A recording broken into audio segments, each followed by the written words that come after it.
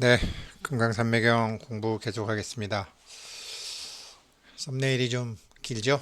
금강산매경을 못 만나서 가슴 설레는 부처님의 복음을 당대에는 못 받은 임마누엘 칸트의 슬픔, 순수이성 비판, 실천이성 비판, 판단력 비판, 불공성취를 모르니 투덜투덜된 칸트. 횡설수설됐죠. 투덜투덜 한 게 아니고. 사실 칸트를 모르면 철학을 얘기할 자격이 없죠. 근데 뭐 교수들도 이거 뭐 순수이성 비판, 실천이성 비판, 판단 비판 어렵다 그러는데 개념을 못 잡으면 어려워요. 뭐든지 개념 딱 잡아드릴게요.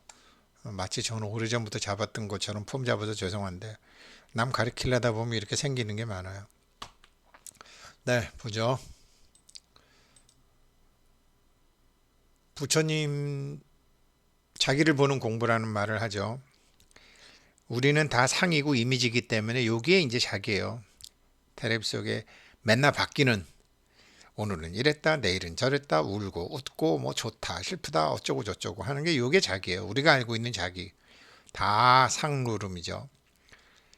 근데 백남준 씨가 이걸 하게 된 게 이걸 보고 있는 게 있단 말이에요. 이걸 전체로 보고 있는 게 있단 말이에요. 요게 순수이성이에요. 지켜보는 놈이 순수이성이에요. 근데 지켜보는 놈 순수이성인데 이게 말은 그런데 참 어렵더라. 이게 순수이성 비판이에요. 실천을 해야 되는데 보이는 놈 그래 보이는 놈.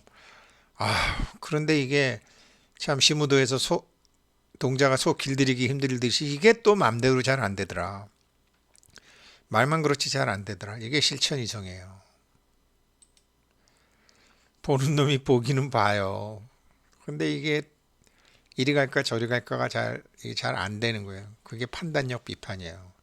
이게 칸트의 순수이성 비판, 실천이성 비판, 판단력 비판입니다. 이거를 보시고 난 다음, 이거 보시면 칸트의 책 세 권 다 읽은 거예요. 결국은. 그, 백성욱 스님, 백성욱 스님이 이제 그, 한번 그 책에서 마음을 어디로 향하고 있는가 해서 이제 칸트에 대한 얘기를 하셨어요. 독일에서 공부하셨으니까. 또 대단하신 분이셨으니까. 임마누엘 칸트의 전생을 보니까 금강산 묘 어디 암에서 도 닦던 한국 사람이 독일 사람 몸받아서 환생을 했대요. 근데 여기서 도를 닦으면서 도가 안 터지니까 내가 정말 딱 3일만이라도 진실세계를 봤으면 좋겠다.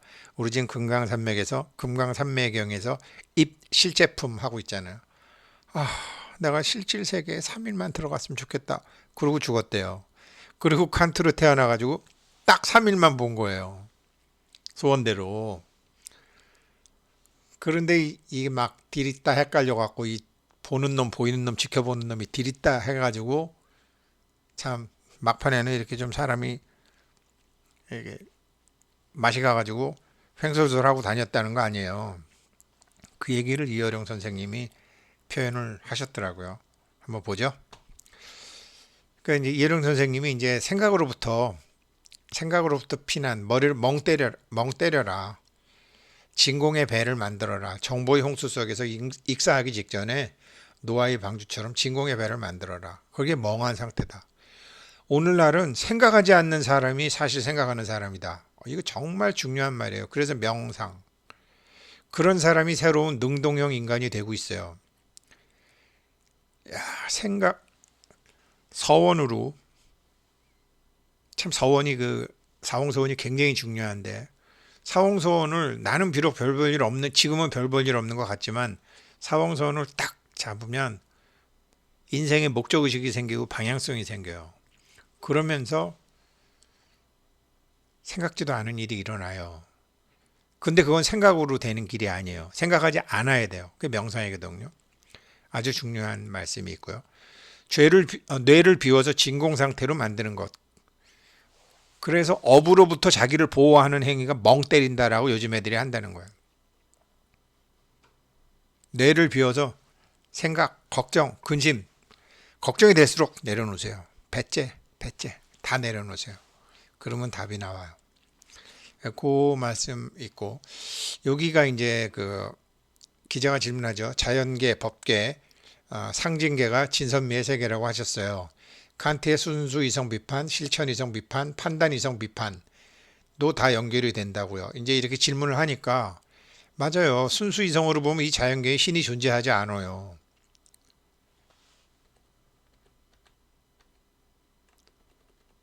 순수 이성으로 보니까 이게 순수 이성으로 보니까 자연계에 신이 없어요. 이게 왜 다 제법 공상이니까 자연계에 신이 안 그런데 이게 실천 이성, 판단 이성이 다 이제 어떻게 되는 거냐면 맞아요. 순수 이성으로 보면 이 자연계에는 신이 존재하지 않아요. 그런데 어느 날 산책을 가는데 뒤에서 쫓아오던 하인이 물어요. 울어요. 주인님, 여태까지 하느님을 믿고 살았는데 하느님이 없다고 그러시니 너무 슬퍼요. 그래? 그럼 있다고 해줄게. 그게 실천 이성 비판이에요. 있다고 믿으면 또 여기서 있다고 믿으면 여기서 하느님한테 사랑받는 자기가 나오니까요. 이게 실천 이성 비판이에요. 그러면 보는 놈, 순수 이성은 지켜보는 놈, 실천 이성은 보이는 놈, 보는 놈, 판단력. 얘는 뭐냐? 그러니까 실제로 존재하지 않지만 인간이 사랑한다면 신이 필요하다. 순수 이성이 진이고 그래서 실천 이성이 선이고 마지막 미가 판단 이성이에요. 제 눈에 안경이라고 누군가가 보를 반하는 거 그것이 미적 판단이거든. 보는 놈. 제 눈에 안경 보는 놈. 공과 색 사이에서 보는 놈. 어려운 게 아니다. 그러니 그 세 가지 범주를 섞지 말고 분별해서 사고하면 돼요. 보는 놈, 보이는 놈, 지켜보는 놈을 칸트는 3일만 봤기 때문에 섞은 거예요. 그래서 행월하고 다녔다고 백성수님께서 재밌게 말씀하신 게 있어요. 순수이성 비판, 실천이성 비판, 판단이성 비판 저랑 같이 공부하고 자기를 보는 공부, 보는 놈, 보이는 놈, 지켜보는 놈 저기 달력 다 받으셨죠? 달력 필요하신 분 사무실에 한 10개 남았는데 댓글 달아주면 택배비만 보내주시면 보내드릴게요. 이게 뭐 칸트를 모르면 철학을 모르는 거예요. 칸트 이전이 경험 철학. 칸트 그 다음에 합리주의가 이렇게 나오는 거거든요. 합리주의 철학이 나오는 거거든요. 정말 칸트는 전생에 금강산에서 돌을 닦던 스님이라 그래서 이 순수이성, 실천이성, 판단이성 그리고 도덕성 딱 이게 핵심인데 참 저도 모르다가 이제 참 이어령 선생님 덕에 그리고 또 이렇게 금강산매경 공부하려다 보니 알게 된 거죠. 자, 금강산매경 본론 들어갑니다. 대력보살이 여쭈었다. 보이는 모든 것이 자기 마음의 그림자이기에 보는 사람이 꽂히면 보이는 것도 꽂히며 돼지 눈에는 돼지의 색수상 행식의 그림자가 염체로 나타나고 부처 눈에는 부처의 색수상 행식의 그림자가 염체로 나타나는 것이라 하시니 어떤 경계도 어떤 그림자도 생기지 않을 것이니 마음이 청정할 때는 마땅히 6개, 3개, 무색개의 3개가 없겠습니다. 부처님께서 말씀하셨다. 그러하니라 보살이여 본래의 마음이 경계를 발생시킨 것이 아니고 경계도 마음을 일으키는 것이 아니니라. 이게 여기서 마음은 경계도 마음을 일으키는 것이 견물생심이잖아요. 그게 원래 견물생심이잖아요. 근데 여기서 지금 마음이 경계를 발생시킨 것이 아니라고 하셨잖아요. 이 마음은 우리가 알고 있는 청정심이 아니라 오염된 마음이거든요. 오염된 마음. 마음이 경계를 나 돈 벌어야지 라는 그 마음이 돈을 안 만들어요. 나 돈 벌어야지 라는 그 마음의 원인지 본각의 자리는 돈을 만들 수 있어요. 그거거든요. 지금 그 공부하시는 거예요. 그게 열애장 세계에서 만들어지는 거예요. 그래서 지금은 이제 계속 공부하시는데 세계에서 펼쳐지고 보여지는 모든 경계는 오직 그 사람의 소견머리의 그림자가 마음으로 나타난 것이니 이 마음으로는 경계가 안 생긴다 이 말이죠. 마음에 인연 따라 업 따라 자기 그림자 따라 일어나는 환화의 정체가 허구 위에 나타난 실제라는 것을 정확히 알고 받아들이지 않으면 보이는 바도 허구 위에 존재하는 것이지 실제로는 존재할 수 없는 것임을 깨닫기 때문이니라. 그러나 보살이여, 안으로 중생이라는 생각도 없고 공상, 공공, 소공, 모든 것은 가상적 실제이기에 공이고, 보는 나도 공이고, 보이는 것도 공이고, 눈앞에 인식되는 것이 모두 다 공이구나. 시제법 공상이구나. 그래서 공상, 공공, 소공, 그 세 가지 성품이 실상은 모두 공하고 적한 것이라는 것을 그래도 반야신경 사경할 줄 알고 외워서 납득이 되면 어느 순간 그때부터는 자기라고 주장하는 중생들도 없고, 있죠. 아참 내가 이러면 안 되지. 남이라고 생각되어주는 중생들도 없느니라. 있죠. 아참 내가 이러면 안 되지. 그게 수행이잖아요. 이게 실천하기가 참 어렵다 그래서 실천 이성 비판이라고 한 거 아니에요, 칸트가. 이리하여 두 가지에 들어감에 이르러도 모든 것이 허구 위에 세워진 가상적 실제일 뿐 생겨나거나 태어난 것이 아니었음을 알아야 되느니라. 부처님께서 말씀하셨다. 들어감에 두 가지라는 것은 이치로 들어가는 거. 우린 지금 사실 이치로 들어가는 거예요. 이치로 들어감이 이입이요, 행함으로 들어가는 것이 행입이니라. 이치로 들어가는 것은 보는 놈이 하는 거예요. 판단, 이성, 비판. 칸트가 얘기한.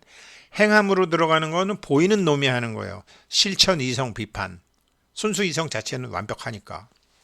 즉 이치로 들어간다 하면 불법의 이치를 깊이 믿고 있는 중생은 그 마음 바탕이 존재의 참된 바탕과 다르지 않아 존재의 실상과 하나도 아니요 공동으로 소유하고 있는 상태도 아니니라. 우리 부모 미생전 본래 면목자리, 마음이 생겨난 그 자리, 거기죠. 다만 번뇌에 가려져 있을 뿐 가지도 않고 오지도 않으며 마음을 자기를 보는 공부, 모든 것이 허구 위에 세워진 가상적 실제라는 것을 자각하며 실천 이성 비판, 순수 이성 비판, 판단력 비판, 아참 이러면 안 되지, 아참 이러면 안 되지, 참아야 하느니라, 그래 내려놓자, 이렇게 계속 집중하면서 인본주의, 민주주의, 여성평등, 아동학직음대, 러시아 놈들 나빠, 우크라이나 놈들이 나빠, 이런 거, 그런 전부 지역차별 금지 등등의 올바른 방향을 세우면 그 가상적 실제에서 나오는 힘과 영향력의 작용은 그 객관적인 실제가 있는 것도 아니고 없는 것도 아니며 자기 자신은 그렇게 산다고 할 것도 없고 다른 이들은 그렇게 살지 않는다라고도 할 수 없으며, 그렇기 때문에 범부와 성인이 둘이 아닌 금강 같은 마음의 경지에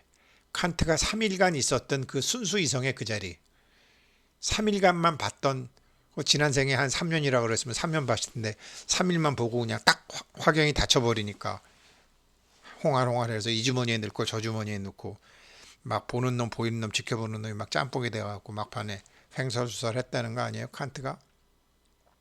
금강 같은 마음의 경지에 지켜보는 놈의 그 자리에 굳게 머무른 채 여기저기 남을 옮겨다니지 아니하고, 이건 어떤 거냐면요, 금강 같은 마음의 경지에 굳게 머무른 게 어떤 거냐면, 가령 내가 뭐 러시아 군인이건 뭐 우크라이나 군인이건 자 이제 낙하산을 메고 탁 뛰어내려요. 그래갖고 낙하산을 탁 피니까 안 펴져. 보조 낙하산 탁 피니까 또 안 펴져. 방법이 없잖아요. 이제 땅에 떨어지면 죽는 거네. 그래 어차피 죽을 건데 편안히 가자.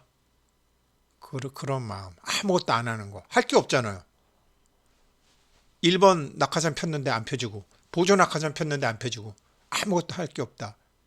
어떤 일이 생기건 그게 금강 같은 마음의 경지에 굳게 머무른 채 여기저기 나와 남을 옮겨 다니지 아니하고, 적정에서 인위적인 조작이 없고, 이것이다 저것이다 이럴까 저럴까 옳까 그러다 분별함이 없으니 이러한 것을 이름하여 이치로 들어가는 이입이라고 부르는 것이니라. 해보세요. 저 해봤어요. 반면에 행입이라고 하는 것은 지금 제가 뭐 마찬가지인데, 인본주의, 민주주의, 남녀평등, 기회균등 등의 말로는 올바른 말들을 들이다 하지만 실제 자신들의 행동은 이중잣대나 내 팔 안으로 굽기 위선 등으로 한쪽으로 기울어 있거나 마음의 그림자인 세계에서 일어나는 모든 일의 순경계와 역경계를 따라 그때그때 사랑하고 미워하고 계속 그러잖아요. 실천이성 비판이잖아요. 그렇게 경계가 나타나 있는 곳에서 그 유의 정체를 이미 잘 알고 있기에 경계의 바람이 두들겨도 경망스레 움직이지 않기가 마치 대지와 같이 굳건하게 대상에도 속지 않고 주체에도 속지 않고 단지 아직 그런 모든 것이 실제한다고 믿는 그런 친구들, 가족들, 중생들을 구제하고 제도하되 무생이고 무상이고 정말 우리 무생행 공부했죠. 무상법 공부했죠. 생겨남도 없고 그런 일이 있기는 하되 실제 있는 것이 아니라는 상의 정체마저도 사실은 없는 것임을 알아. 취하지도 않고 버리지도 않고 그 묘법이 운용되는 것을 볼 뿐이니라. 묘법이 무생이에요. 무생임을 알아야지 묘법이 되는 거예요. 기회생 우승택, 기회생 우승택이 1959년에 태어났다고? 그렇다고 내가 지금 착각하고 있는 거지.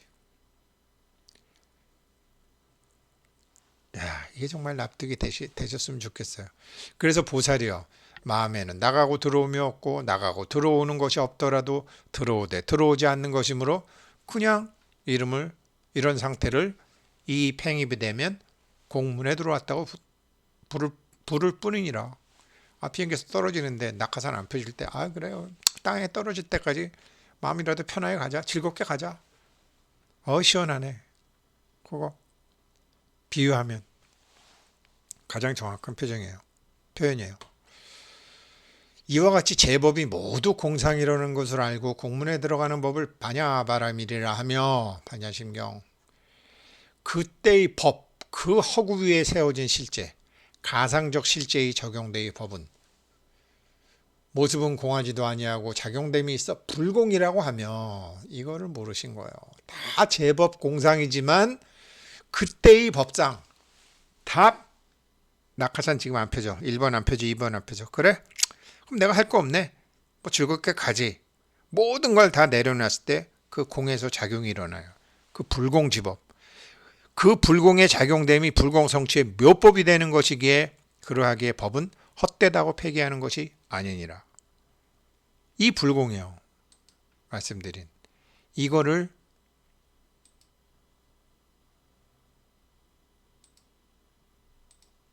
이 불공성취불, 불공지법, 불무지법. 없다고 해서 없다는 것은 아니다. 이거 이어령 선생님도 모르고 칸트도 몰랐던 거예요. 그래서 불교 믿으면 가난해진다는 소리도 해요. 여기까지는 가보지를 못했으니까. 이게 난승지예요. 제5지. 난승지. 없다고 해서 없다는 것이 아닌 그 법은 공덕을 갖추고 있으며 마음도 아니요 마음의 그림자도 아니며 펼쳐진 법이 있는 그때 그 모습으로 청정하기 때문이니라. 이래서 이거 다음에 지금 이제 계속 해야 돼요. 더 해야 되지만 이게 실제품이고 여기에 칸트가 3일밖에 못 들어가 있었던 거거든요. 그래갖고 금강생명 6품에 진성공품 들어가고 그 다음에 열애장품에서 이게 작용이 어떻게 해서 불공이 공이지만 불공 성취가 되는 것이냐가 있고 그 다음에 지장보살님이 그 모든 영혼신들을 관장하는 지장보살님이 마지막에 나오는 거예요. 네, 오늘 여기까지 하겠습니다. 고맙습니다.